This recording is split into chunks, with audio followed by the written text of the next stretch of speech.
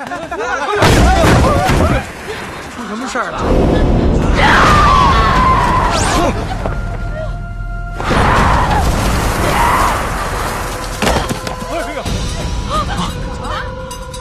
新娘子怎么了？裘一帆，你好毒，是你害死我的！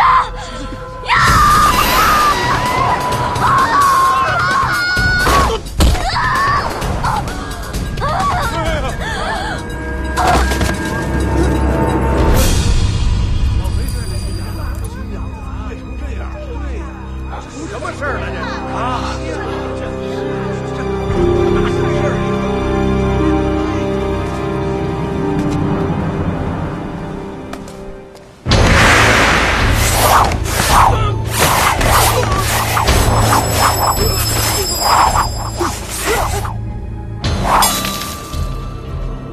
玄丝神针，慕容清。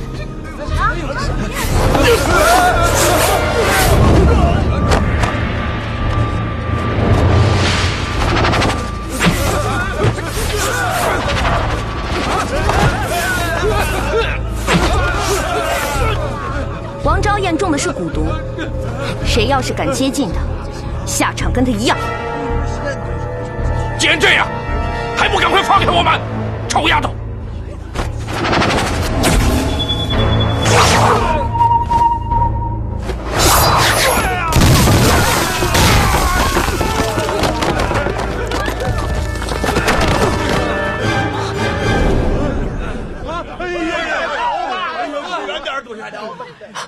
终于来了。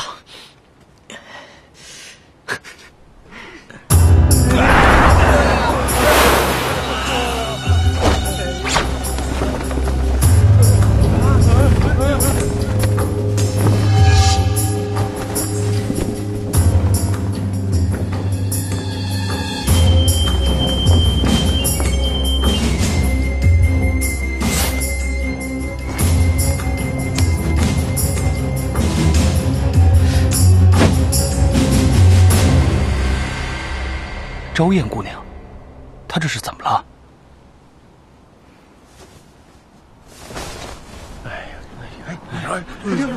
死了。王昭彦中的是蛊毒，会传染他人，不宜留在人多之处，尽快把人抬走吧。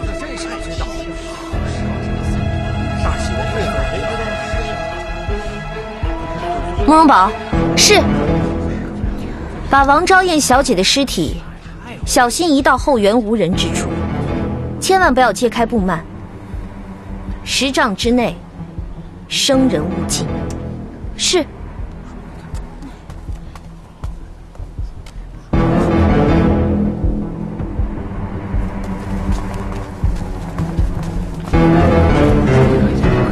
大喜的日子，你说这闹出人命了。裘一帆，王昭彦死前为什么跟你说这些？我怎么会知道？常大哥，严大人，请你们一定要相信我，王昭彦的死真的跟我一点关系都没有。哎，一帆这个人我还是知道的，他行事磊落，江湖人称正义剑客，他怎么会毒害自己的未婚妻呢？况且江湖中名不副实的人多的是，所以挂着正义的羊头，大有可能卖的是不义的狗肉。哟呵！没想到名震江湖的药王山庄庄主慕容清小姐，居然是一个出口不逊的母老虎。我常振锋敢以项上人头作保，这个女人的死，跟我兄弟裘一帆没有半点关系。好了，各位安静一下，啊！我身边这位，就是大名鼎鼎的白衣神判，大理寺少卿蒋浩辰蒋大人。刚才发生的事情，他都看到了，我相信他一定会查明真相，绝不会冤枉无辜的。蒋少卿，我说的没错吧？是的，严大人。大风，大人，立刻赶回大理寺，向王少卿报告这里的情况。嗯。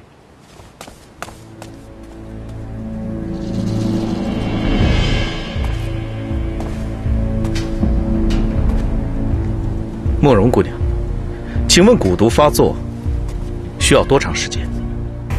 最快也要1个时辰。所以，不能说出5时之后行踪的人，便是疑凶。裘一帆，5时之后，你在哪里？我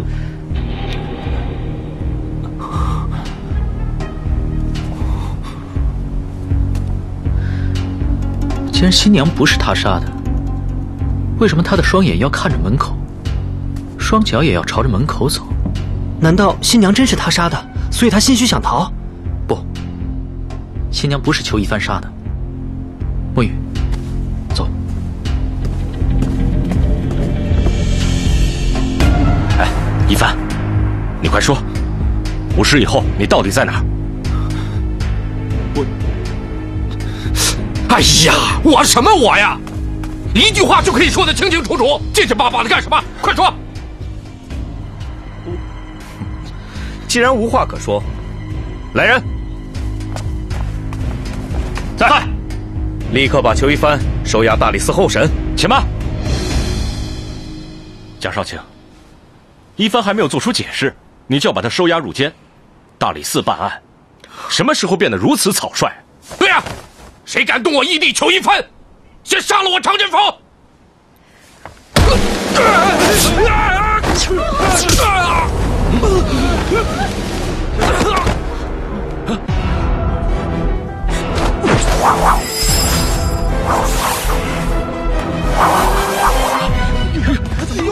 常帮主，常帮主，常帮主，常帮主，我去把他追回来，我会给大家一个交代。不用了，严大人，裘一帆逃不出我的一根线。常帮主，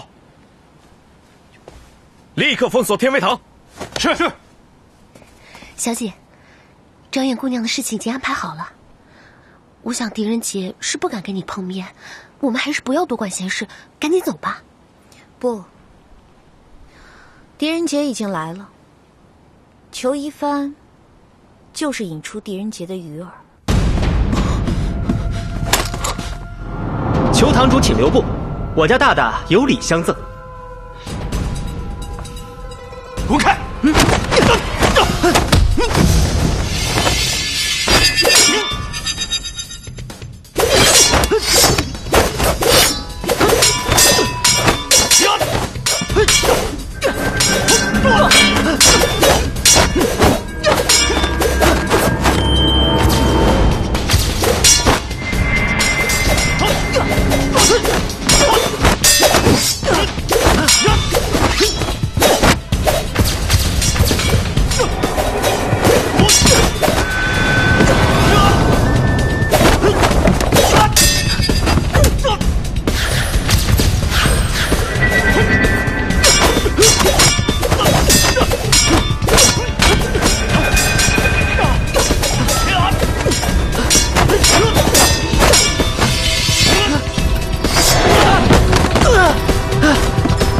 墨雨，小心！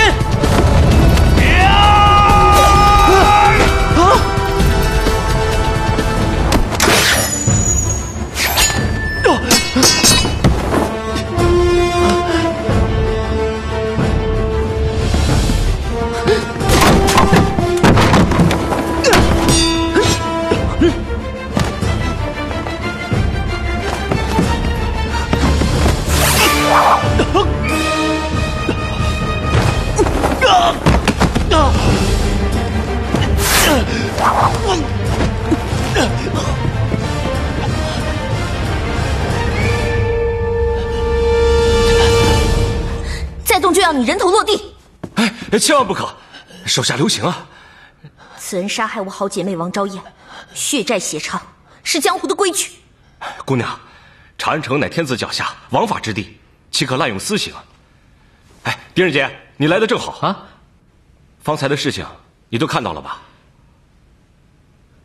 哦，晚上刚刚正好在案发现场的旁边的酒馆喝酒，目睹了这一切。啊，那真是太好了。蒋少卿，这位就是我跟你说过的汴州判佐狄仁杰，此人智慧过人，我相信他一定能查出王昭彦的死因。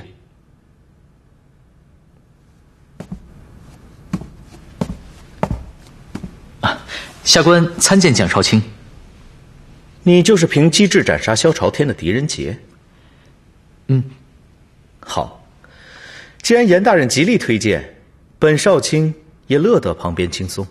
狄大人，请吧。狄仁杰，那王昭彦究竟是谁害死的？不知道，但我却可以证明，裘一帆不是杀害王昭彦的凶手。不过，严大人，您真的希望我这么做吗？为受害者洗冤，不是你一直坚持做的事吗？好，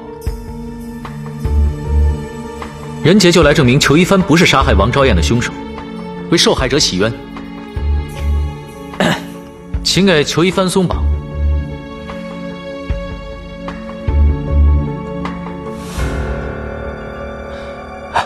这位姑娘，这里已经被我们包围了，裘一帆无路可逃，你还是想把他放了吧。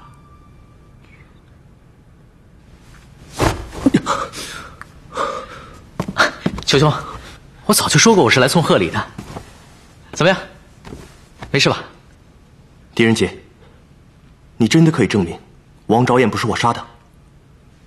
当然可以。谋杀呢是需要有动机的。天威堂的招牌虽然是百年金漆，但是近2年来接连失窃了几批贵重货物，使他的生意一落千丈。相反，王昭彦的大哥王浩德贵为大理寺少卿，深得皇上的信任，前途不可限量。所以裘一帆可以靠着这门亲事夫凭妻贵，根本没有杀死王昭彦的理由。你说是也不是？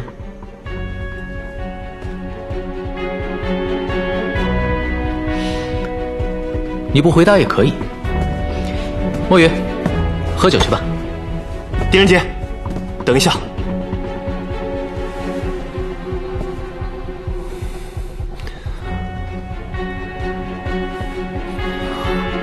没错，天威堂的生意的确不如从前，所以王昭彦就是我裘一帆用来生金蛋的补鸡，我根本就没有杀他的动机。严大人，看来你所托非人了。狄仁杰，你只需要证明裘一帆5时以后没有去过王昭彦家中下毒就可以了。这个容易啊，这证据不就在我们所有人的身上吗？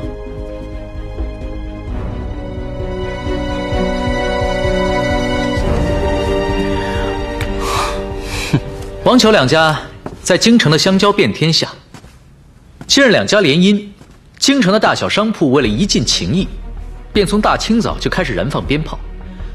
无论是大街小巷，还是王裘两家的门前街道，都铺满了厚厚的鞭炮碎屑。所以，谁曾在大街上走动，到过王昭彦的家毒杀王昭彦，谁的鞋底必定沾满了鞭炮碎屑。不信的话，大家可以看看自己的鞋底。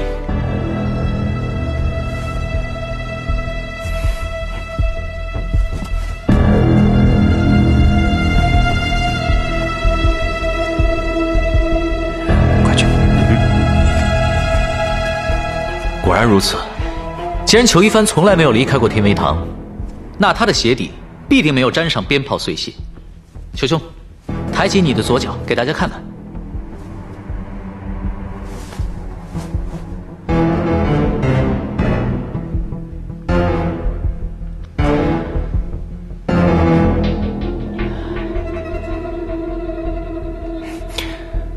狄仁杰，一帆之前和我们一起到天威堂的门口等候王昭彦的花轿。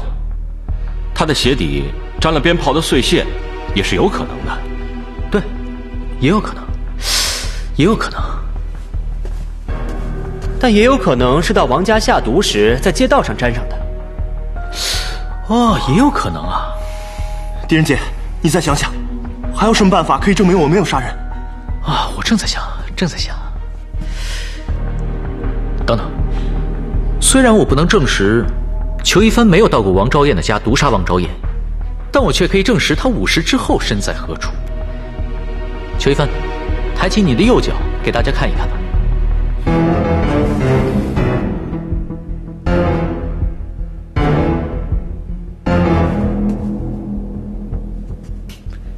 墨雨，你的鼻子最灵，闻一闻，告诉大家这是什么？我是你的书童，又不是你的小狗，为什么要嗅人家鞋底啊？这是马粪，我在这里都能闻得到，看着湿润的程度，还是新鲜的马粪。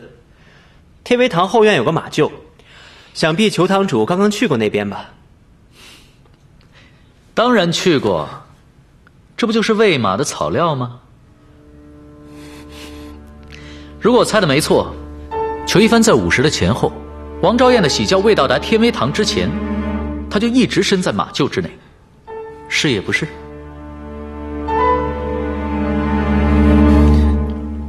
是。你肯定？我肯定。午时之后，我一直待在马厩，没离开过，一直到未出吉时，我才返回天威堂。所以，我根本不可能到他家去杀人。那你待在马厩整整1个时辰干什么？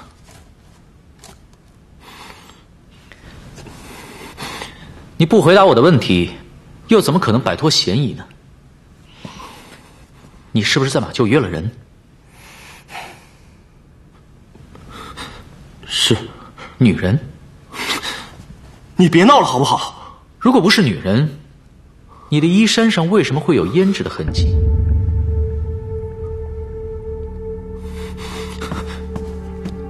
这不是胭脂，这是水痕。这不是水痕，这是泪印。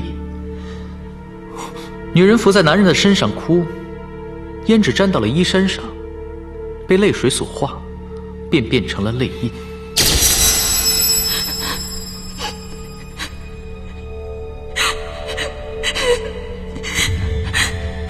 一帆，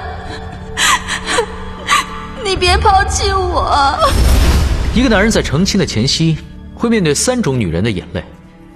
第一便是慈母欣慰的眼泪，第二是未过门的妻子欢喜的眼泪，第3便是旧情人伤心的眼泪。既然裘兄的父母早亡，妻子未过门便死了，所以这泪痕应该就是你旧情人所留下的吧？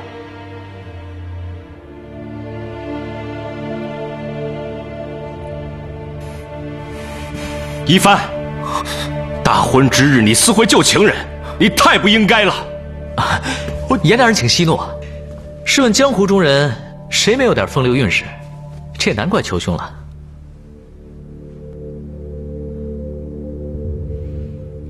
没错，我是在马厩私会我的旧情人。可是严大人，我是为了维护他的名节，才没有说出实情的。好，裘兄果然是重情重义之人，人家差点哭出来了。狄仁杰，既然事情已经水落石出了，是不是现在就能证明我不是凶手？现在还言之过早吧？你的旧情人怀了你的骨肉啊！你胡说！狄仁杰，我现在不需要你帮忙了。我从来没有说过要帮你，我只是说要证明你不是杀害王昭彦的凶手，为受害者雪冤。要不是你的旧情人怀了你的骨肉，你怎么能狠心杀死他呢？没有杀人，你拿出证据来。这证据就在。停！严大人，请你相信我，我真的没有杀人。你一路扶持我到现在，我才有今天。我怎么可能做那种不仁不义之事呢？严大人，这可是一尸两命啊！证据呢？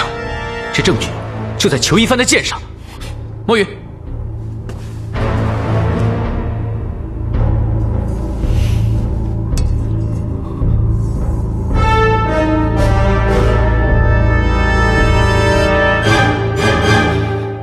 的剑上为什么会有未干的血？你教我如何是好？我肚子里怀的是咱俩的骨肉，我不能失去他，我也不能失去你。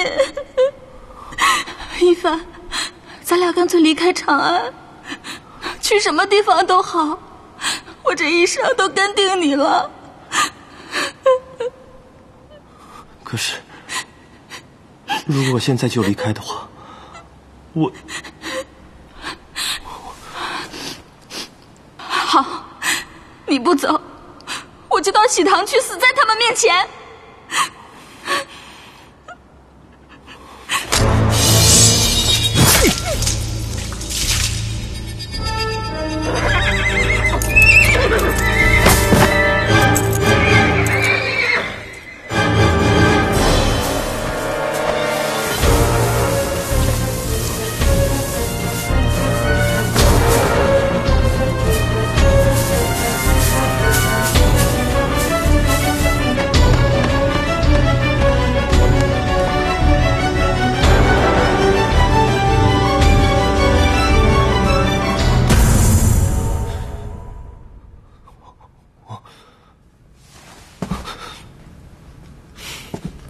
邱一帆，你的确不是杀害王昭燕的凶手，只因为你午时之后正在杀害你的旧情人，以及她肚子里未出世的孩子，埋尸天威堂马厩之内。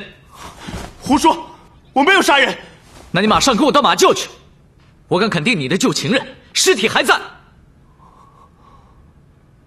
不用了，抬进来。刚才蒋大人派我们去马厩查看，果然发现这具女尸，死亡不到1个时辰，尸体尚有余温，且有身孕。瞒不过狄仁杰的事情，又怎能骗得了蒋浩辰呢？没想到初见蒋少卿，就在你面前献丑了。闻名不如见面，狄仁杰果然机智过人。宁强，宁强，宁强，妹妹啊，妹妹，妹妹，你死得好惨啊！邱一帆，我和你是结拜的兄弟，你竟然做出如此猪狗不如的事情，我跟你拼了！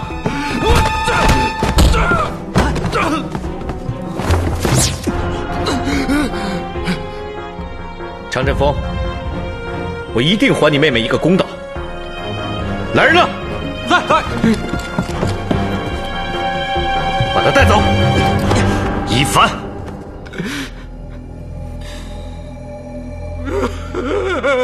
你不需要这么看着我。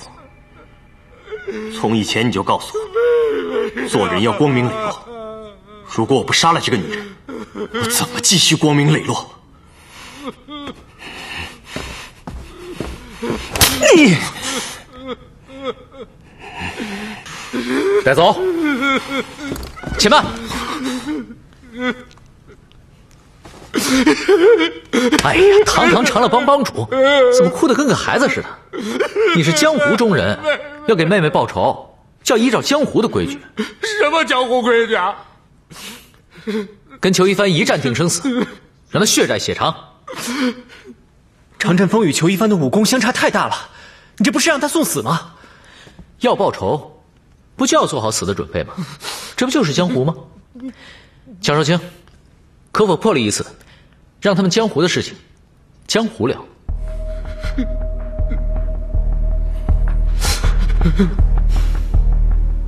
严大人，你意下如何？蒋少卿，裘一帆已经杀人犯案，公事公办，本官不便多言。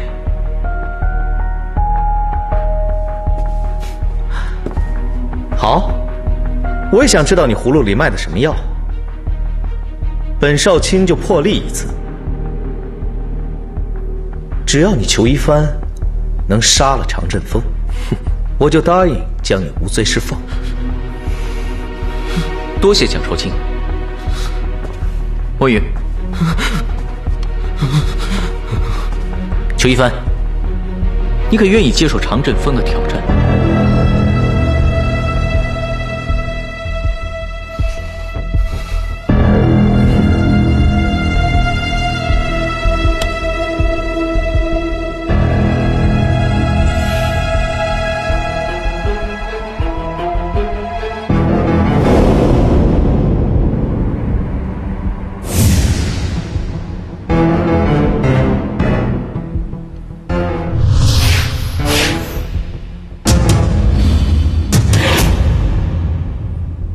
江少卿，是不是我杀了常振锋，官府也不会追究？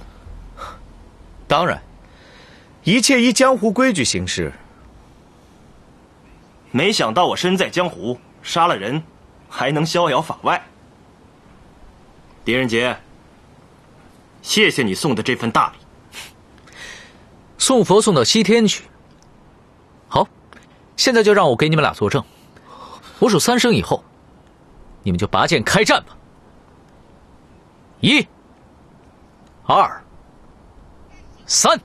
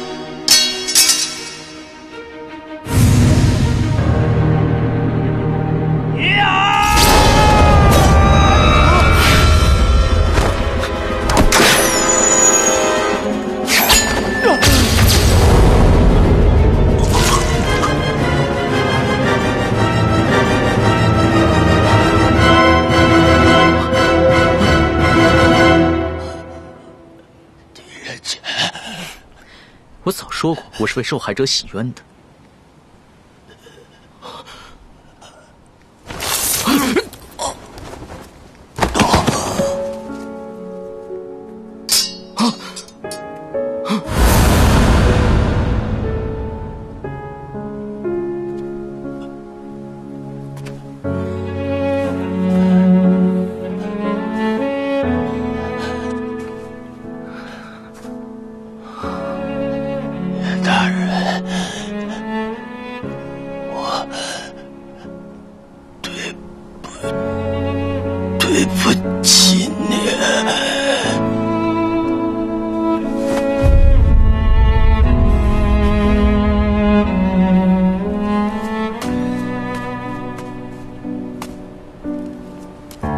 严大人，对不起。不，你做的对，只是我有负一帆家人的嘱托。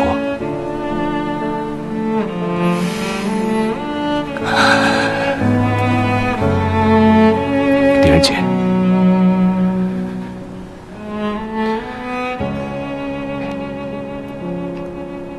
做得好。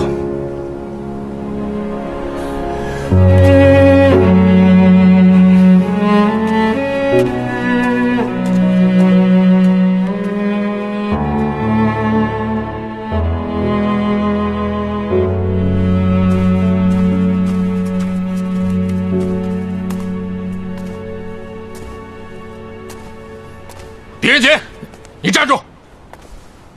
我决定了，把长乐帮送给你。我要你长乐帮干嘛？我会公告江湖，从今天起，狄仁杰就是长乐帮的帮主，常振锋参见帮主。我是受朝廷俸禄的，怎么能当什么帮主呢？从现在开始，振锋的命就是帮主的。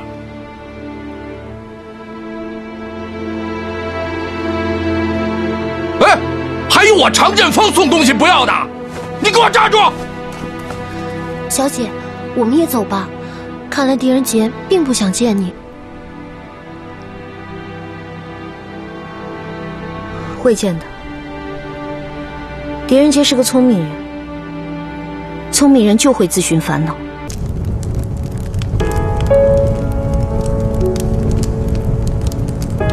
我怎么就离开一会儿，我妹妹就成这样了？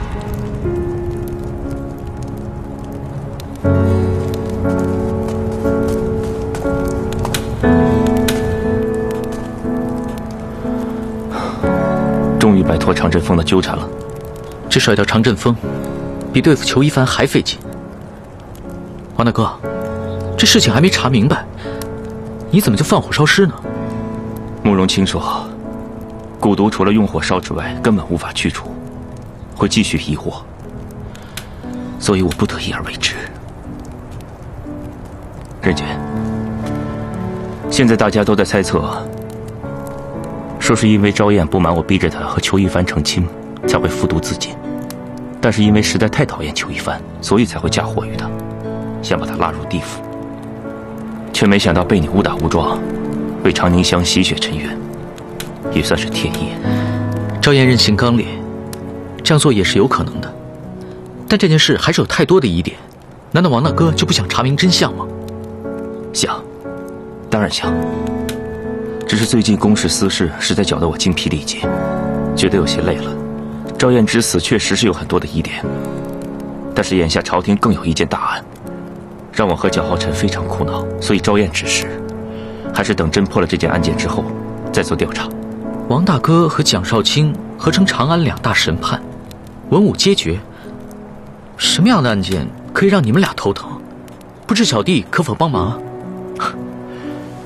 我当然希望你能够帮我，但是这个案子牵扯到皇室宗族之秘，实在是不便外泄，就为狄仁杰破例吧。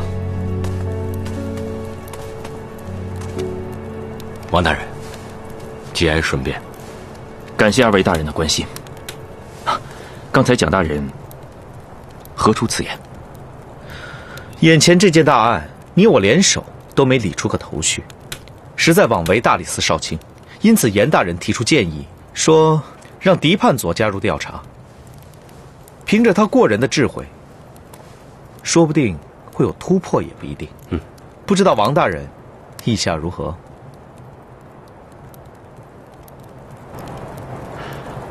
既然蒋大人如此说，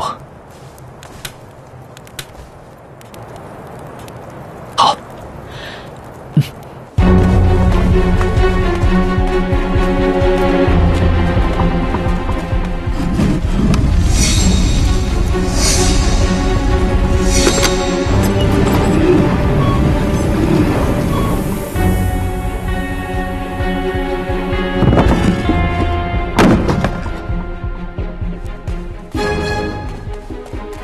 这个案子就是从这具尸体开始的，所以我们把它封存在这个冰窖里。不可能，天下间根本就没有这样的死法。他的死因是什么？这个人是自己掐着自己的脖子，导致气息中断，气绝而亡。自己掐死自己，有可能吗？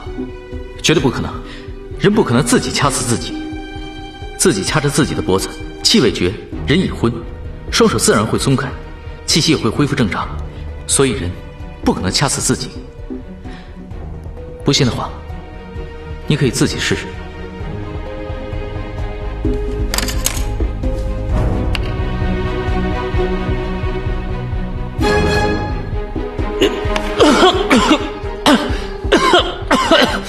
是有些难受，但是种种迹象表明，这人的确是自己掐死自己。他究竟是谁？他是御医方太极，皇后派他来给武媚娘检验身体。据当时在场的证人说，他是死于武媚娘的验圣之术。什么是验圣之术啊？验圣之术，即是巫术。三位大人，如果要让仁杰相信巫术可以杀人的话，那等同于让仁杰相信人可以自己掐死自己一样荒谬。我倒觉得武媚娘不简单，说她会验圣之术，我也不觉得奇怪。江少卿，我倒觉得武媚娘只是一个普通的弱女子，不简单的不是她，而是人的命运。自从她进入后宫，她的人生其实早就交出去了。这武媚娘究竟是个什么样的人？此女14岁被召入宫中，甚得先皇的宠爱，封为武才人。只是有一次，命相大师李淳风为大唐推算国运的时候，对先皇说了一句话：唐3代后，女主武王。唐3代后，女主武王。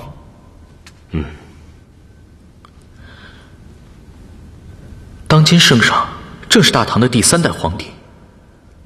难道李淳风的意思是，下一个接任者是个女人？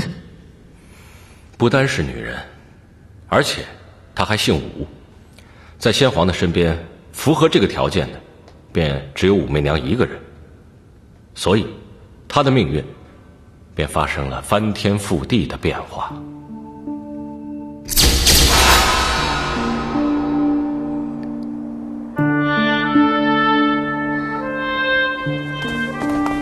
公公，你可知皇上什么时候召我侍寝？公公，能否把这个交给皇上？武才人，你就死了这份心吧。皇上啊，是不会再宠幸你了。奉天承运，皇帝诏曰：武才人今日起贬为宫女，钦此。从此，武媚娘在宫中虚度了整整10年光阴。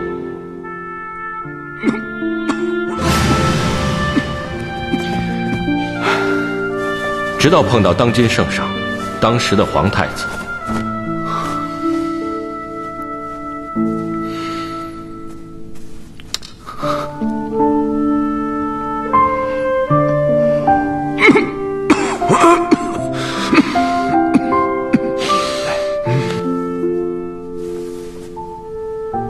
皇上曾对我说，那是他第一次自由与一个女子恋爱，但命运没有就此眷顾这个女子。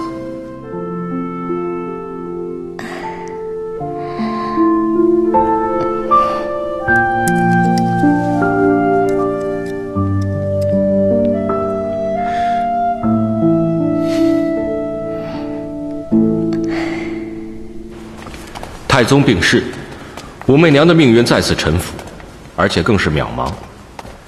她因曾受先帝宠幸，而与其他嫔妃一起被送到感业寺削发为尼，直至老死。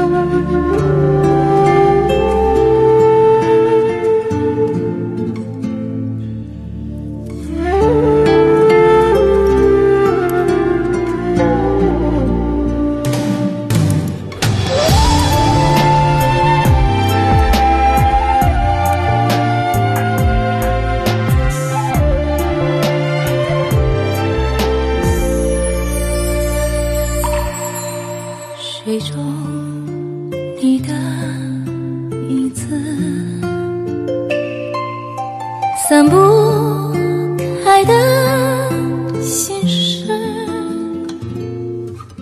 看今天的精彩咫尺，你却让我相思。爱是纠缠的故事，前生早已开始。历寂寞了，岁月飞逝，我也勇敢地坚持。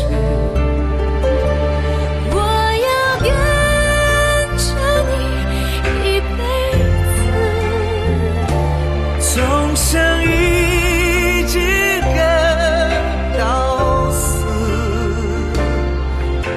哪怕再多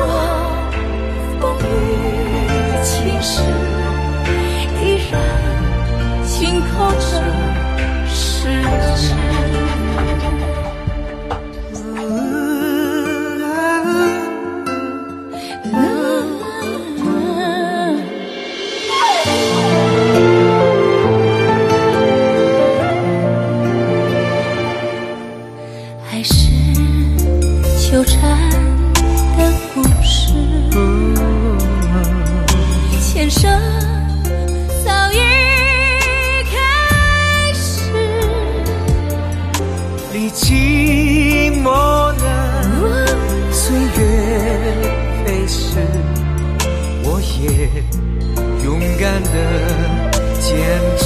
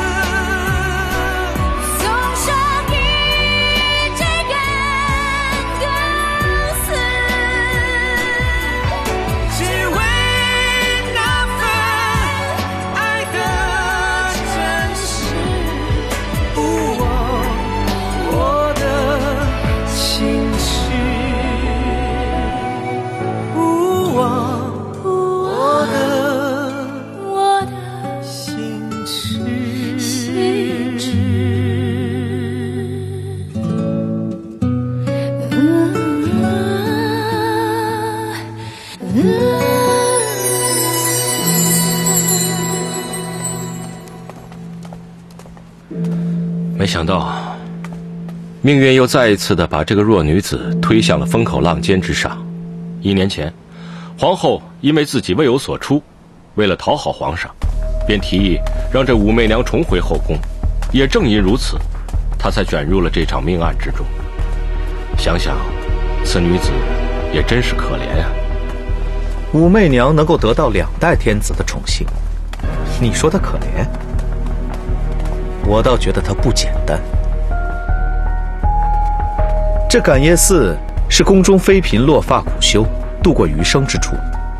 为保他们安全，故一直谢绝香客，并有重兵驻守，闲杂人等一律禁足。即使守军，如非必要，也是妄入者斩。除非持有皇帝或皇后亲赐的令牌。7天前，御医方太极奉皇后之命，为武媚娘做入宫前的身体检查。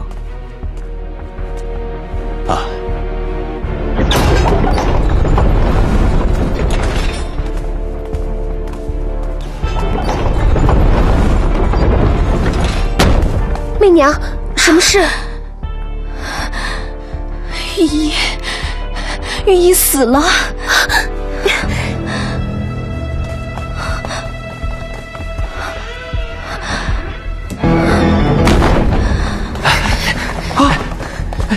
方御医，方御医，方御医，啊！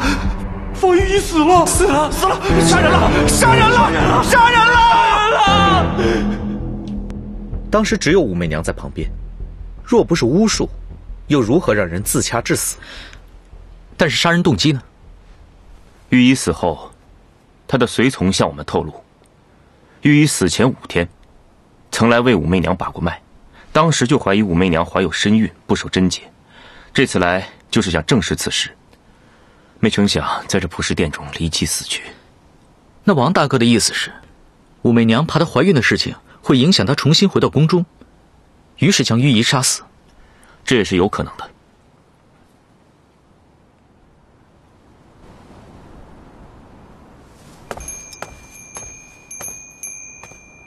施主，请转告武媚娘，大理寺少卿蒋浩辰、王浩德连同阎立本大人及汴州判佐狄仁杰求见。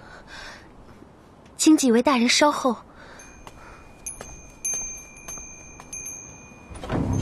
御医的死讯传到宫中以后，皇后也认为是武媚娘用巫术害死了御医，便想用火烧死他。皇上得知以后大惊劝阻，终于皇后做出让步，却要皇上在10天之内找出真凶。10天之后子夜的更鼓响起，如无结果，不管是与不是，都将是武媚娘的死期。现在距10日之期只剩3天，狄判佐，这武媚娘多年以来一直在这普事殿中为先皇和皇上祈福，你觉得这样一个女子会使用巫术杀人之徒吗？仁杰在汴州初次与严大人相见，严大人正是受皇命快马赶回长安，为的是否就是此案？正是。皇上要我和大理寺2位少卿一起调查此案，好还武媚娘一个公道。只是现在还是毫无头绪。那武媚娘对御医的死有何回应？武媚娘一直不肯接见我们，也不肯对怀孕的事情做出分辨。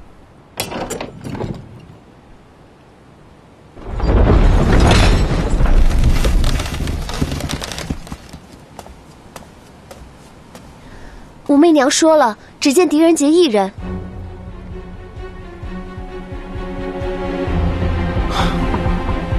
狄判佐，看来此案你就是不想参与，也是不行了。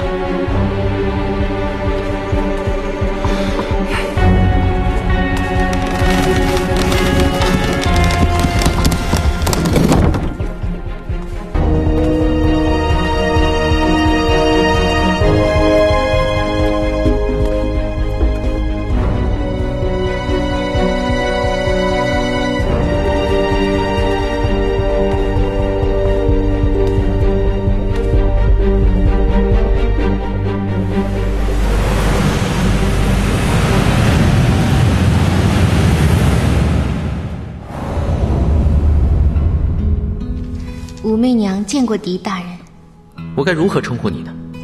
乡音无改，大人是并州人吧？我也是并州人，就叫我媚娘吧。好一个乡音无改，彼此彼此。普事殿是礼佛地，请大人屈就。入乡随俗，入死随佛，何屈就之有？据说御医死后，媚娘一直不肯接见几位大人，这次却因为人杰破例，难道真的因为我们是同乡？不，同乡情谊怎能和人命凶案相比？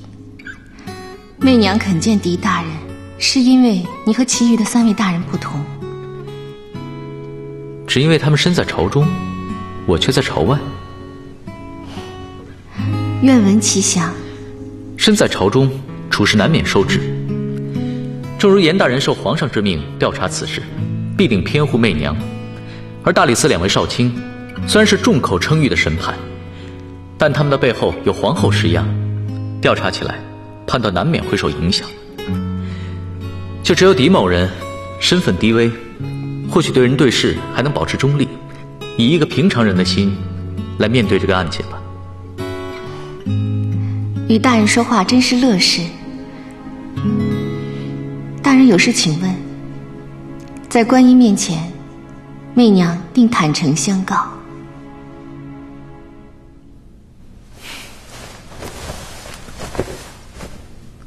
御医方太极是如何死亡的？就在此地，就在你所做的蒲团之上。当时御医正在为媚娘把脉，然后轻咳几声，便把自己饿死了。御医，御医，御医，御医。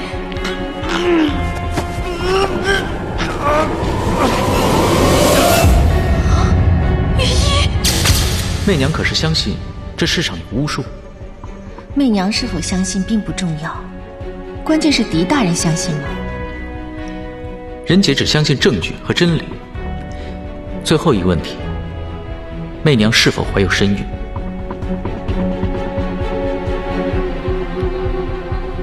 是。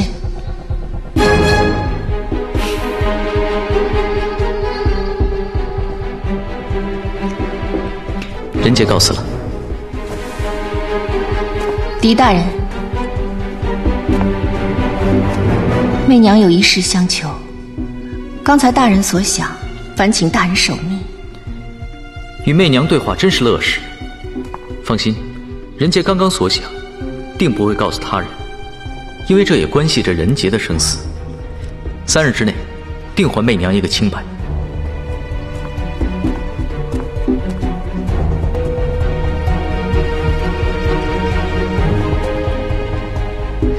狄大人，家乡的芍药可开好了？媚娘喜欢芍药。小的时候，外婆总采来给我们酿胭脂。我也很久没有回到并州去了，现在已经6月了，想必芍药快开了。大人请便。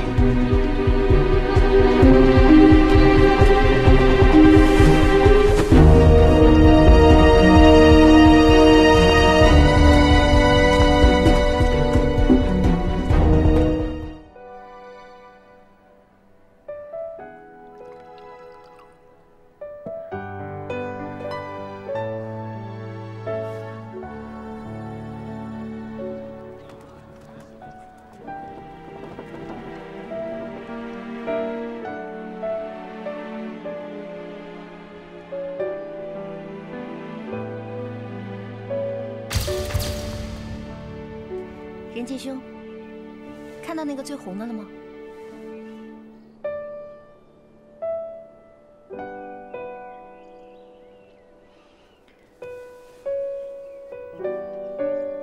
哎，等等，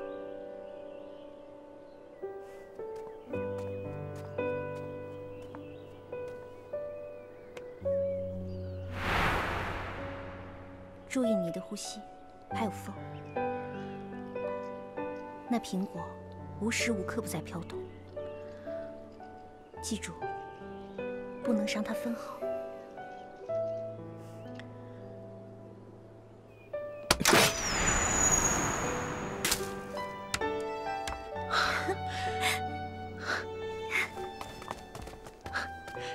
师傅大人，仁杰这次的作品，你还满意吗？确实进步不少，今晚可以陪为师多喝3杯了。那我就恭敬不如从命了。仁杰，知道我为什么教你用铁笔做暗器吗？是想你今后遇到危险的时候，可以做防身之用。仁杰只是一个小小的书生，又不是什么闯荡江湖的大侠。就是因为你是一介书生啊。人的一生很难说什么时候会遇到危险的。你为人太善良，我怕你被人欺负。慕容清是我的师傅，谁敢欺负我？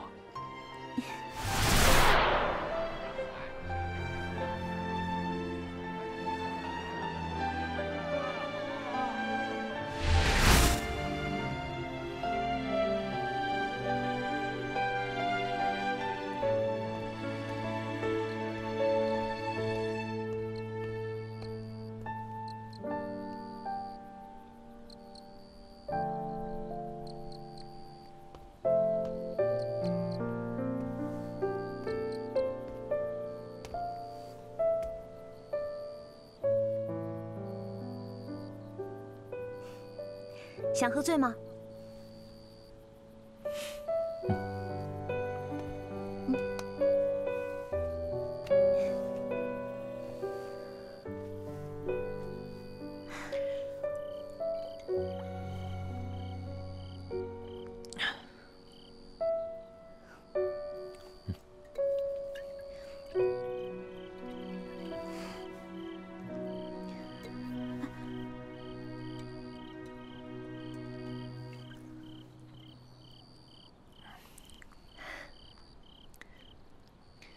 还记得当时我来药王山庄拜师学艺，姑姑根本不肯收留我。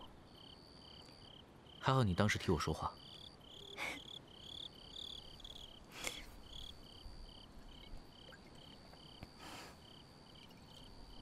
谁叫你一进来就莽莽撞撞地打碎我最心爱的酒杯啊？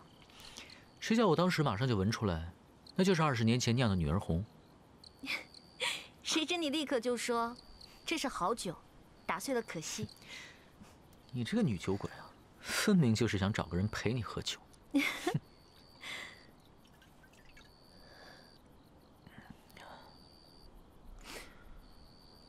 可是我现在不只想要你陪我一起喝酒。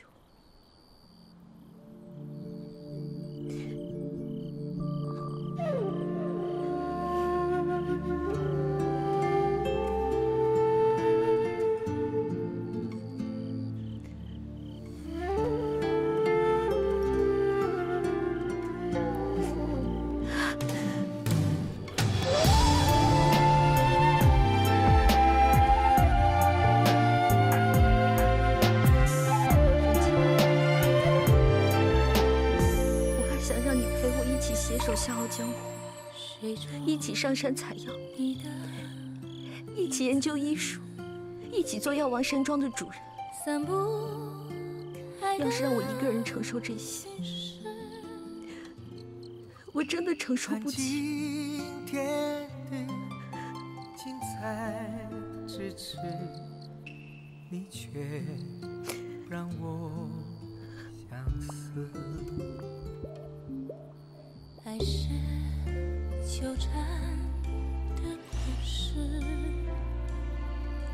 前生早已开始。离寂寞好了，岁月就让我们今晚大醉吧。我也勇敢的坚持。好，那我们就一醉方休吧。从相遇直跟到死。我想我以后想喝酒的时候，都找不到人陪我。风雨侵蚀，依然静候着时辰。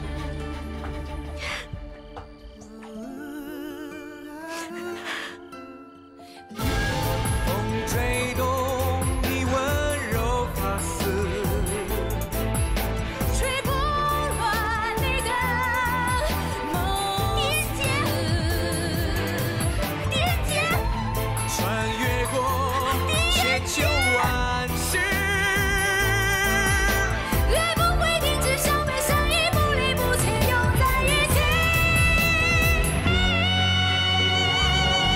我要跟着你一辈子，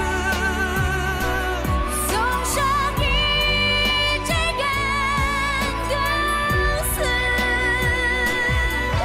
只为那份爱的真实。我的心事。大大，我们不是来找慕容姑娘的吗？为何在这里站了1个时辰多了，还继续站着？你是怕她不肯见你吗？不怕，因为她正在等我。那你为什么还不上去啊？你这么一直望，脖子不酸吗？好好好，我投降，好吧。唉。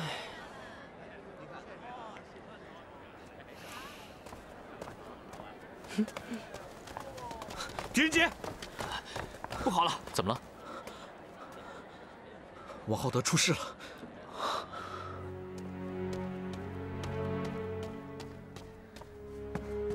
小姐，你还在等狄仁杰？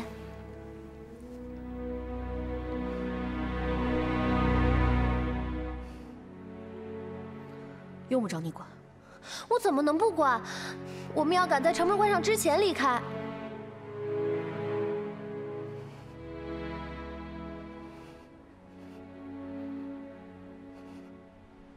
我们走后，王少卿向武媚娘借了捕食殿的钥匙，为了安心调查，一个人进去。谁知1个时辰过去了，王大人却还没出来。众人敲门时，发现门已被反锁。参见蒋大人。王浩德大人还在里面吗？还在店里，没有出来。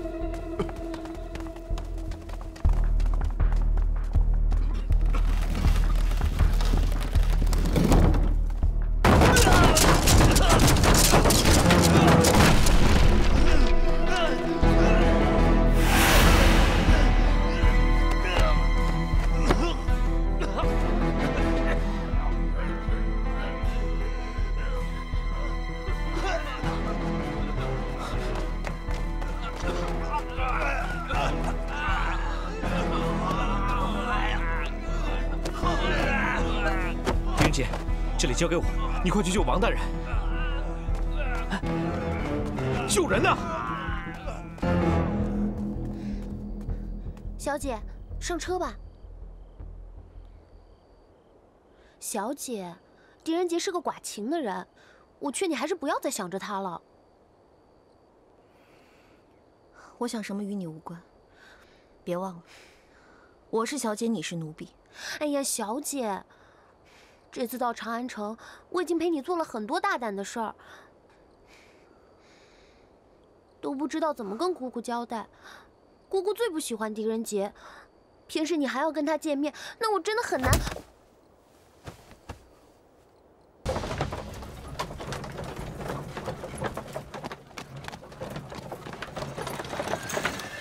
谁敢挡路？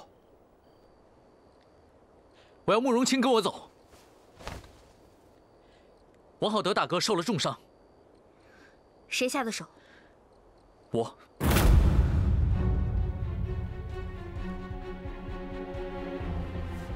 我已经用玄丝神针为王大人保脉续命，接下来为他做好止血，免得血脉一通，血流不止。蒋大人，究竟发生了什么事？今夜，王大人把自己反锁在了感业寺的普施殿中，无声无息，直到我跟狄大人赶至，推开殿门才发现。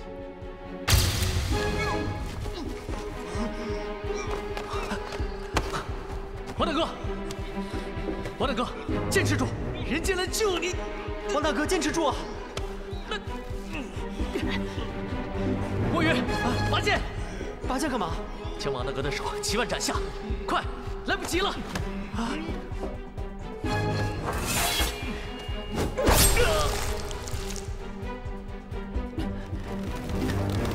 蒋大人，墨云，王大哥就交给你了。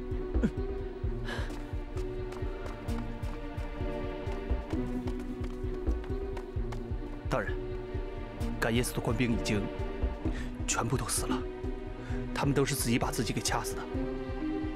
大人，不会真的有鬼吧？传我令下去，立刻封锁城门，擅自出入者斩。另外再派3万士兵去巡逻长安城，一旦发现可疑人物，立刻收监。是。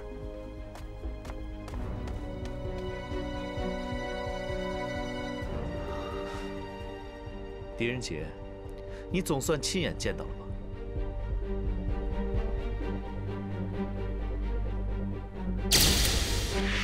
王大人的性命总算是保住了。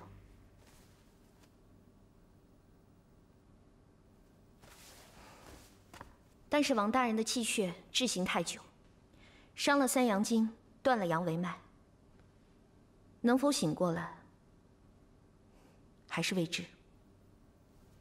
活着就有希望，王大哥是个铁汉，定能熬过去，这我不担心。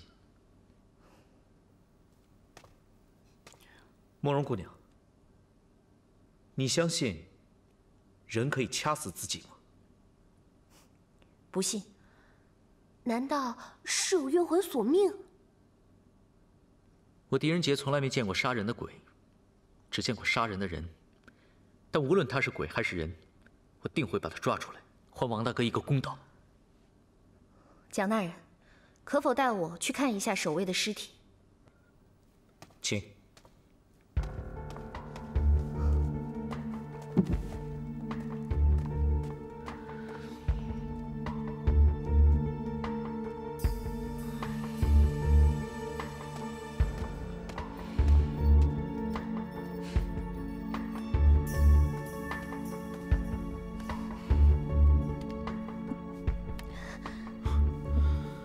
外面还有很多跟这位死状一样的尸体。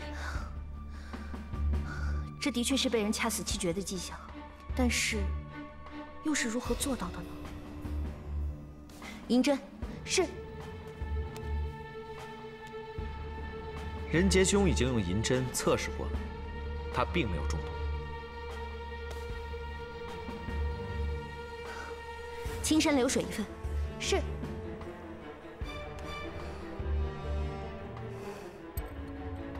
要我相信他们自己掐死自己，我宁愿相信他们全部都中了毒。这青山流水是我们药王山庄的秘方，如果血中有毒的话，这青山流水便会变成绿色，毒性越强，色泽越深。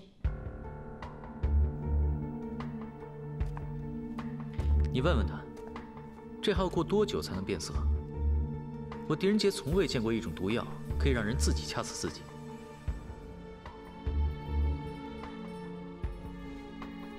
他应该已经听见了吧？我说的话他听不见，你说的话他才听得入耳。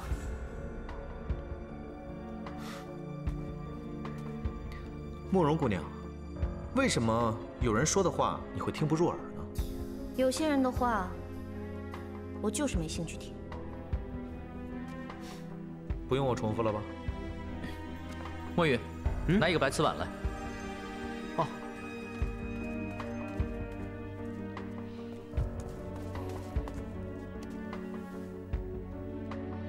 把这个什么青山流水的给我。小姐。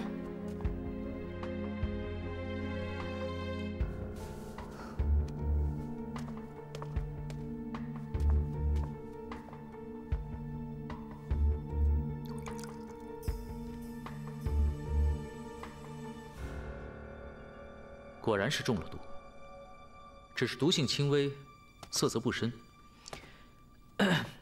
你跟他讲，既然毒性这么轻微，是怎么毒死人的？而且又如何同时向这么多人下毒？你是不相信我的话？是他不相信你，我是不相信有这种毒。走。青子，蒋大人说的对。毒性如此轻微，怎么能让这么多人同时中毒呢？他们虽然都中了毒，却并非死于中毒。是蒋大人说的，还是你狄仁杰这么想？是我这么想的。况且王大哥身在普食殿中，守卫却在殿外，为何会同时中毒？这根本不可能。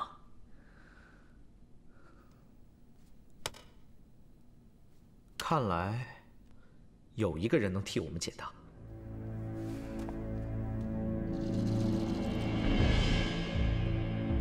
昨夜王大人向媚娘借普食殿的钥匙，媚娘便借给了他，后来便再也没有见过他。昨夜你一直都在房里吗？正是。可有证人吗？蒋大人是怀疑媚娘与昨夜的命案有关，只是怀疑罢了，没有证据。狄大人，怀疑和谣言一样，是不需要证据的。自从御医在普食殿离奇毙命之后，媚娘的言行一直受到了监视。蒋大人要是怀疑媚娘昨夜的行踪，可以向守卫查问一下，便会清楚。杀人不一定要在现场的。杀人确实不一定要在现场，有道理。怀疑也不一定需要证据，但这杀人动机总不能没有吧？或许有人担心王浩德在普食殿中会查出什么，所以杀人灭口。普食殿的连串命案牵涉许多条人命，而受害者的死状皆和御医方太极相同。武媚娘，你既是杀害御医的嫌犯，自然也是昨晚毒害王浩德以及多名守卫的嫌犯。蒋少卿，这只是另一个没有证据的怀疑。除非蒋少卿与无知的妇孺一样，相信巫术可以杀人，那你现在就把武媚娘扣押行刑，向皇后领功。否则，你就把凶手找出来，免得2天以后，一个含冤无辜的女子被人以大火活活烧死。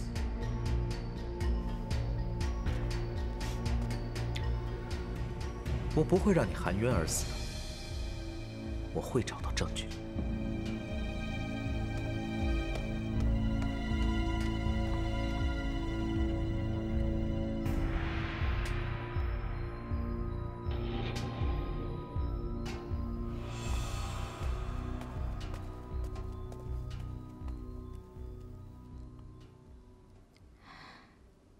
谢谢大人一直维护，只怕这真凶不易捉拿。不过无论如何，狄大人对媚娘的恩情，媚娘将永记于心。我也是同一句话，我不会让你含冤而死。我不但会找出证据，也会把凶手找出来。告辞。大人留步。大人，真凶若是想嫁祸媚娘，目的早已达到。现在他们不惜一切代价扩大事态，估计目的不仅如此。所以大人，万事小心。谢谢媚娘的关心，媚娘也请保重。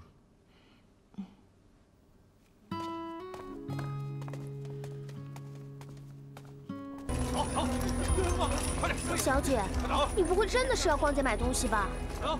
为什么不可以？当然不行了！现在街上这么乱，哪是逛街的时候啊？我们还是赶紧回客栈吧。那你自己回客栈吧，我一个人逛街就可以了。小姐，你可别忘了，姑姑让我看顾着你。她说，要是你敢胡作妄为，就是我一定阻止，否则我怎么跟姑姑交代？不用担心，你被解雇了。我不管，反正我就要把你安全带回去。哼，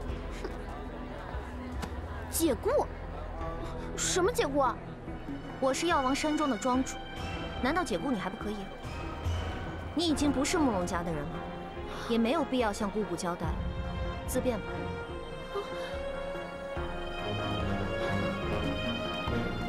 解雇，小姐，快！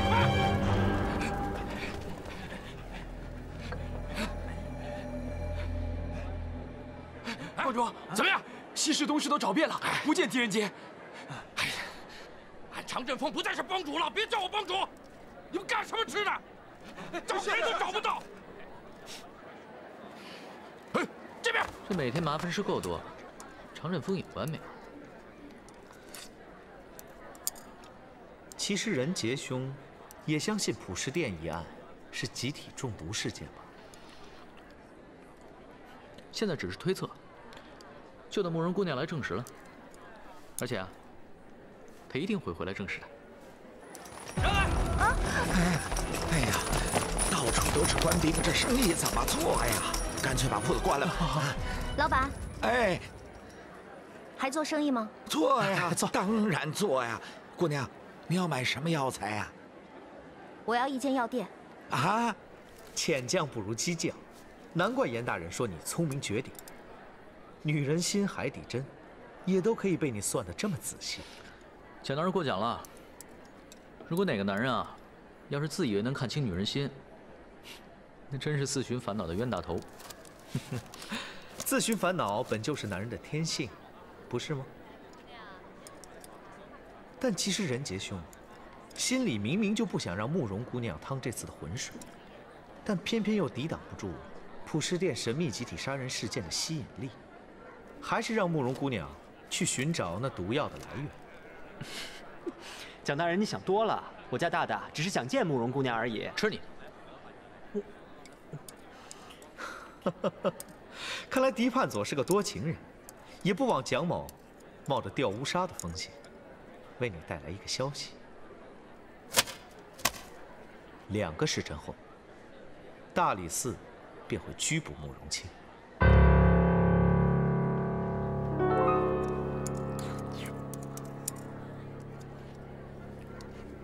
大大，你听到这个消息还能吃得下去啊？你也快吃，快！啊！你俩一夜未睡，不补充一点体力，又怎么在2个时辰之内帮慕容清洗清嫌疑呢？但慕容清之前一直在药丸山庄，昨晚才回到长安城。这大理寺是怎么追查到他的呢？王昭燕死后的1个月，大理寺便派出精锐展开调查。刚得到消息，说王昭燕死前1个月，药王山庄曾采购大量剧毒药材，而成分呢，就跟杀死王昭燕的相同。经大内御医的分析，王浩德所中的奇毒，天下间除了慕容清外，一时无人能配。还有，慕容清连夜离城的时间刚好是王浩德在普什殿出事之后，一切线索都表明慕容清可能就是谋害王氏兄妹的凶手。王浩德一案，皇上极度重视，嫌疑人等一律宁往勿纵，所以我已派官兵和刀斧手把慕容清包围，只待一声令下，便立刻把慕容清拘禁审问。朝廷跟江湖一直以来保持着看不见的平衡，江湖的事就用江湖的规矩来解决，朝廷也就闭着眼办事。但普什殿的命案查办刻不容缓，要是慕容清被捉，朝廷和江湖的平衡势必被破坏，双方要是发生冲突，对彼此都是大劫一场。所以你知道为什么我要冒着掉乌纱的风险来拖延这2个时辰了？是不是只要证明慕容清不是凶手，便可以当什么事都没有发生？我也不是一个爱自找麻烦的家伙，况且我也是学武之人，也算半个江湖中人。有些事情我还是不想看到。哎呀，这顿饭来的真是及时啊！只是水煮七里辣劲儿不够啊。江大人，你的人情，狄仁杰记住了。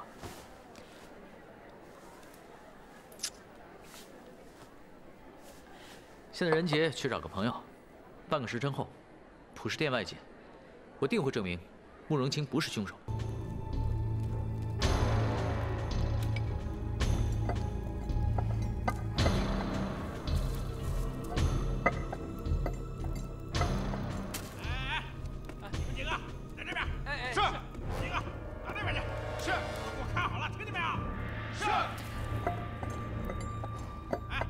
小姐，是谁在外面这么吵啊？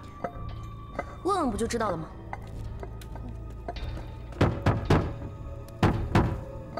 谁在外面这么吵？啊，回慕容姑娘的话，外面来了一大帮官兵，已经把仙药炉团团围住，说是姑娘和王浩德兄妹之死有关。不出半个时辰，就要进入仙药炉捉拿姑娘。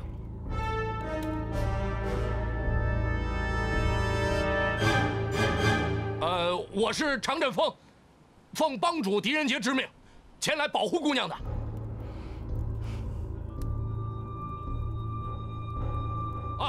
外面还同时来了一大帮江湖人士，他们都是自愿来的，自愿前来保护姑娘的。小姐，狄仁杰的情我可不领，让他们全部都滚。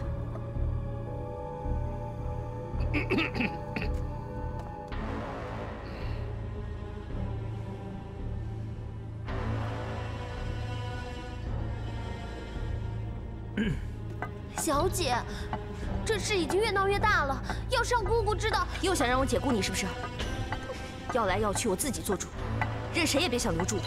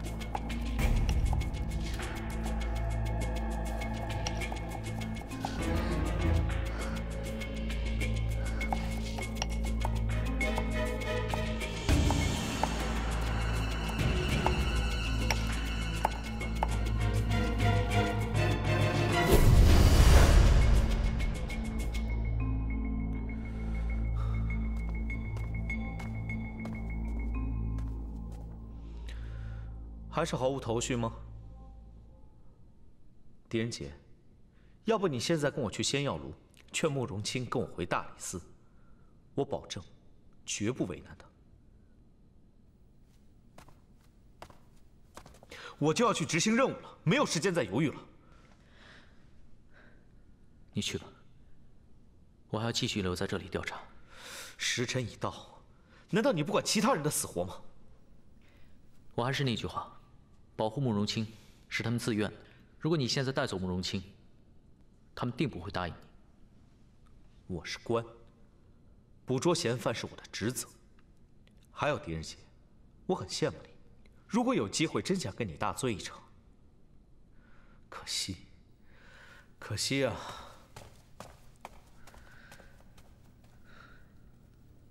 心情。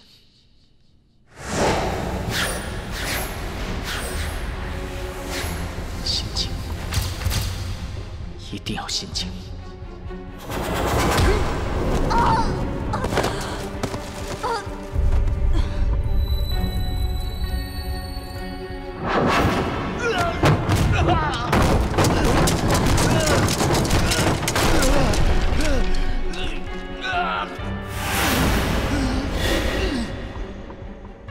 关心则乱，有些问题明明简单，答案就在眼前，是因为人的心想的多了，才变得复杂难解。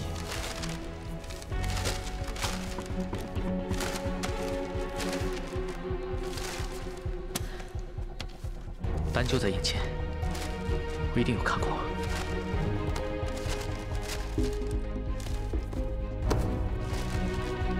快出来！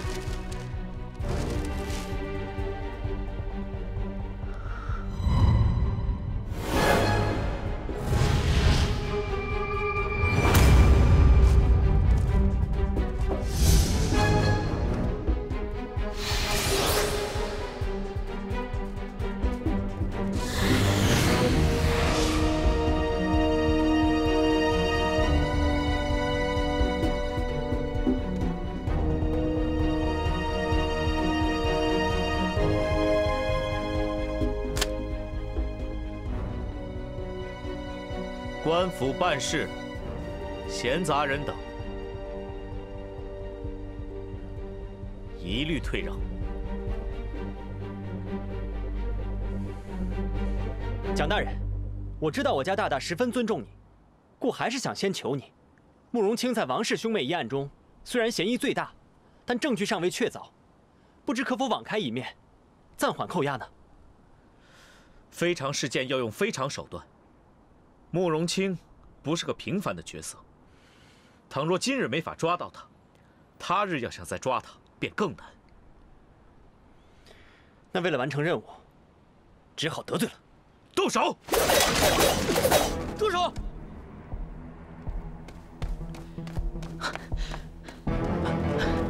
大胆！幸好及时赶到，蒋大人，我终于想通了，也找到了。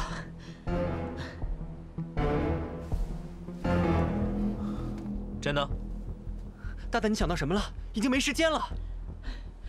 我们一直想不通，为什么昨天晚上我们打开普世店大门的时候，王浩德大哥看到我们，就撞得店内一塌糊涂。不是，可是这件事情跟慕容清他是不是凶手有什么关系啊？大有关系，因为王浩德看了我们，不是为了逃跑，而是为了尽他最后一口气，保护他这一生最重要的人。他撞得店内一塌糊涂，就是为了掩饰这个。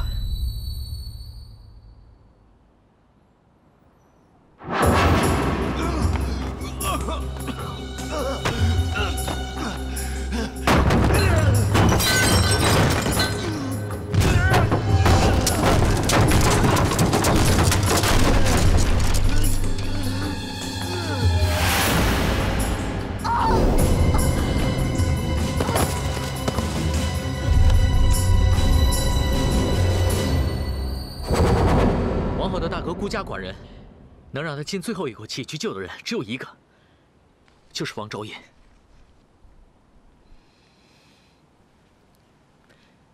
这个耳环，就是王昭彦的。王昭彦并没有死，而且他还在王浩德遇害的时候，同时进入过普世店。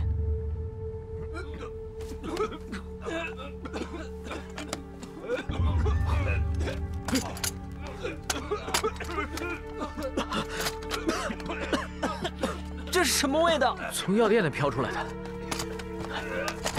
不是，你们怎么了？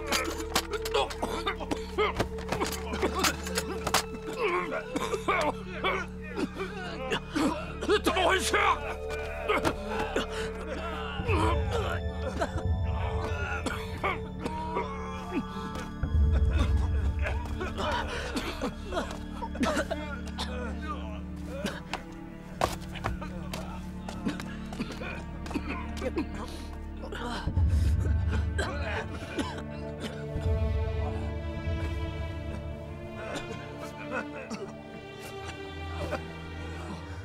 谁叫你们逼我逼得这么紧？要是多给我点时间，我一定能够将捏死我的温柔配置成功。捏死我的温柔，就是毒害御医和王浩德的毒药吗？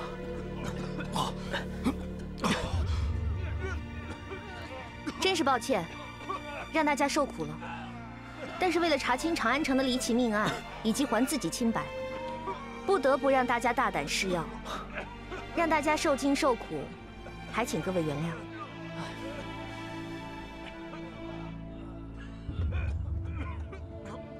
啊，那个慕容小姐就不要客气了，啊，本来我们大家伙是要拼了命的来保护你的，啊，这点小小的痛苦，哎呀，算得了什么呀？谢谢各位，此恩此情，慕容清铭记于心。蒋大人，我买下这间药铺，就是为了要证明普世殿的离奇命案跟一种奇毒有关。请问蒋大人，现在是想押我入狱呢，还是想知道案情的线索？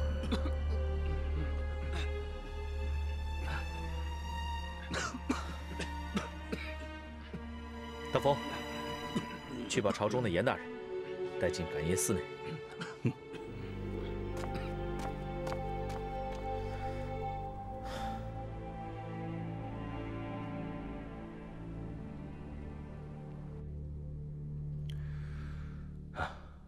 我在朝中也有所耳闻，朝廷并不愿意掀起江湖和官府的纷争，但是如果江湖要包庇真凶的话，朝廷也一定不会放过。人不是我杀的，江湖和朝廷的纷争我也管不了。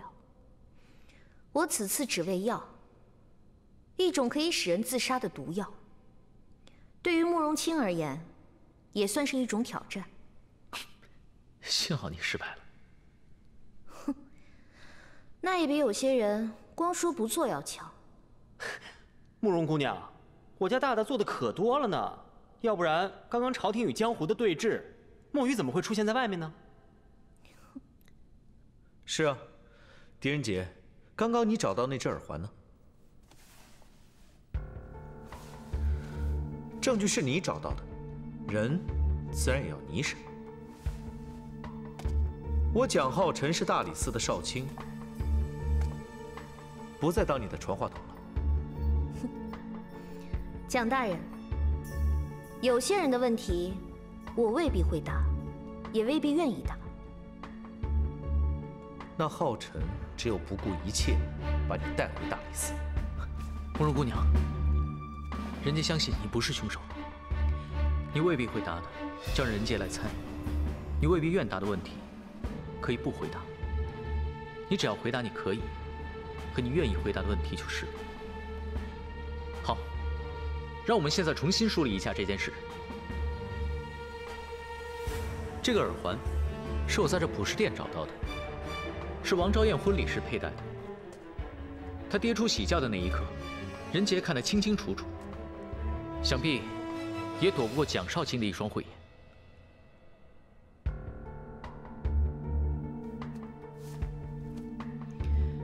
慕容清，我问你，王昭燕的死究竟是怎么回事？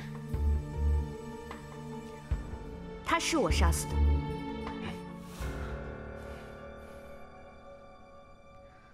但也可以说是我救了她。1个月前，王昭燕来药王山庄找我。恭喜你啊，昭燕，天威堂是个好地方。我还听说裘一帆是个很英俊的人呢。哎，你这，青姐姐，求你救救昭燕吧，这里只有你可以救我。如果你不答应我，我就只有一死了之。赵燕，有什么事情你尽管说，能帮的我一定帮你。亲姐姐，我根本就不想成婚。那个裘一帆我见过，不管别人说他怎么好，可是他在我眼里就是一文不值。为何？亲姐姐，我真的不想成婚。赵燕已经有心上人了，你比我更知道，这里再大，也只能容得下一个人。亲姐姐，这门婚事不是我选的，都是我哥哥逼我的。我求你一定要救救赵燕。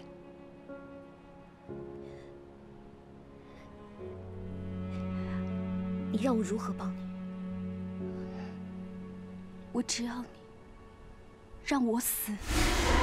王昭燕希望我帮助他假死，他便可以和他自己的心上人远走大漠，再也不回中原。于是我便四处寻药，帮他制成了可以假死的苗骨之毒，然后亲自为他圆谎。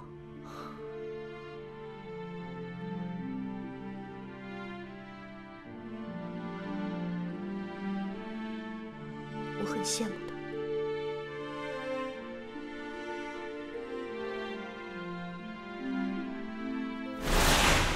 王昭燕中的是蛊毒，会传染他人，不宜留在人多之处，尽快把人抬走吧。孟文宝，是。把王昭燕小姐的尸体小心移到后园无人之处，千万不要揭开布幔，10丈之内，生人勿近。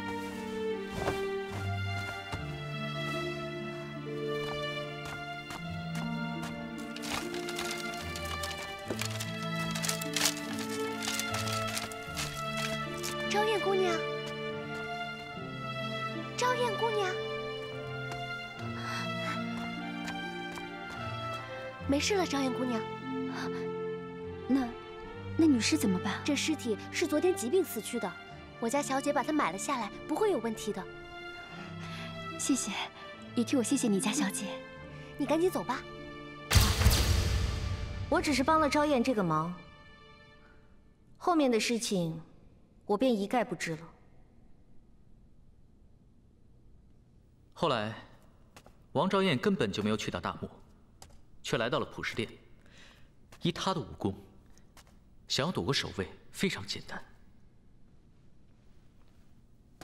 可这普食殿的钥匙只有2把，一把在武媚娘手里，还有一把在皇宫。那这王昭燕又是如何进到这普食殿之内的呢？好，我们先来总结一下这个问题。首先，王昭燕在假死之后，为什么要来到普食殿呢？她是怎么进来的呢？假设王昭燕一直躲在密室中，她又是怎么知道这个密室所在？这密室中到底藏着什么秘密？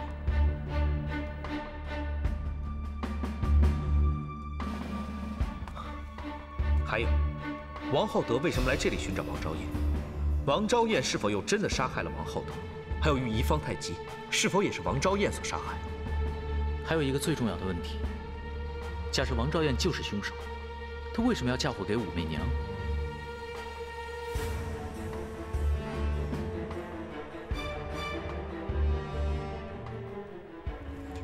你们进入普食殿时，可曾见过王昭燕？就算是她能进来，又是如何逃出去的呢？我们进来的时候，殿门紧闭，除了王大人之外，就只有我们3个。也许昭燕为了掩人耳目，换上了守卫的装束，在我们打开殿门的时候，她躲起来，趁乱逃走了。我们当时都在救人，就没有注意到。就算是她能躲过你们的眼睛，可是为何不会中毒呢？除非就是他下的毒。慕容姑娘，这个毒究竟怎么回事？我刚才说过了，这毒的名字叫捏死我的温柔，是世间至奇之毒。捏死我的温柔，我怎么学医这么多年，从来都没有听说过？只能怪你学艺不精，心中只有功名。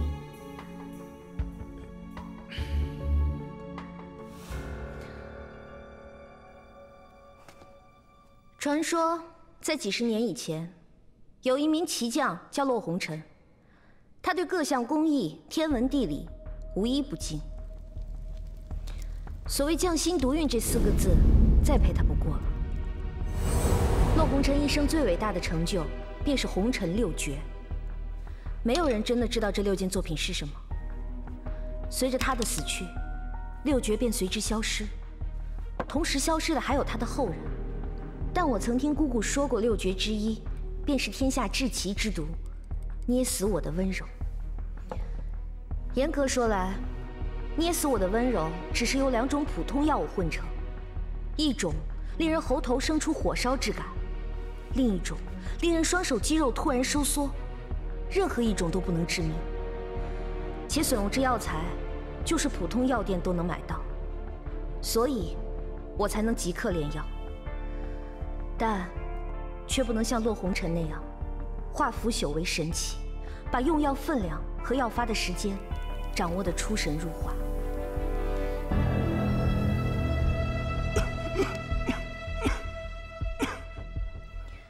第1种药，先在喉头爆发一阵剧痛，就在中毒者双手下意识捂住喉头之时，雨衣。第2种药及时发作，令双手手臂肌肉迅速收缩收紧。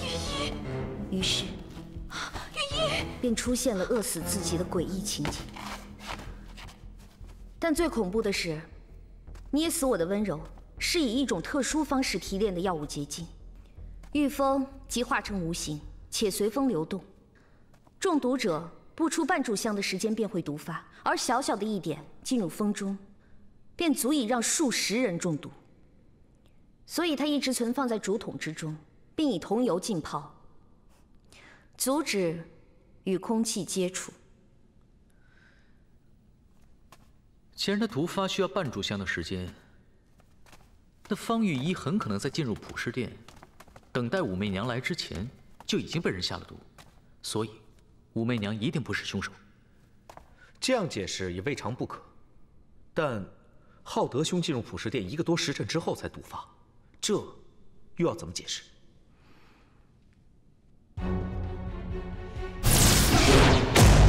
墨玉，这地上的污迹是什么？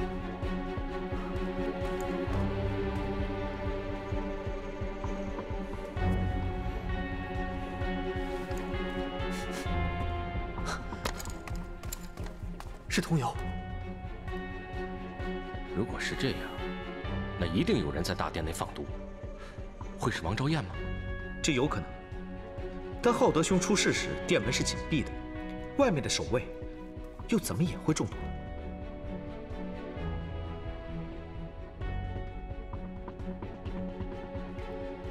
此刻也是大门紧闭，大家有没有感觉到气闷？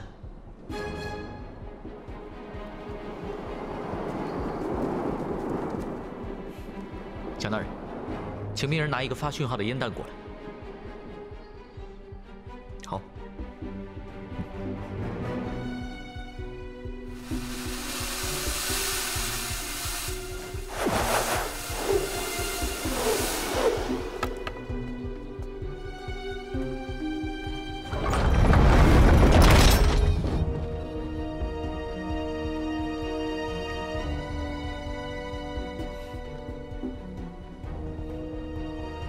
大家注意看看四周，有没有红烟冒出？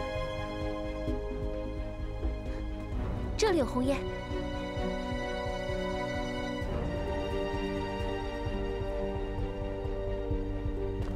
看来普世殿内是有通风的通道。捏死我的温柔，就是从这里飘出来的。捏死我的温柔，果然随风而动，沾者即死。恐怕会大事不妙。狄判佐，此话怎讲？试想一下，要是有人站在京城的顺风之处，将承载着捏死我的温柔的竹筒打开，那京城会怎样？长安城便会成为鬼域。若毒气飘至皇宫，那便是大唐社稷的灾难。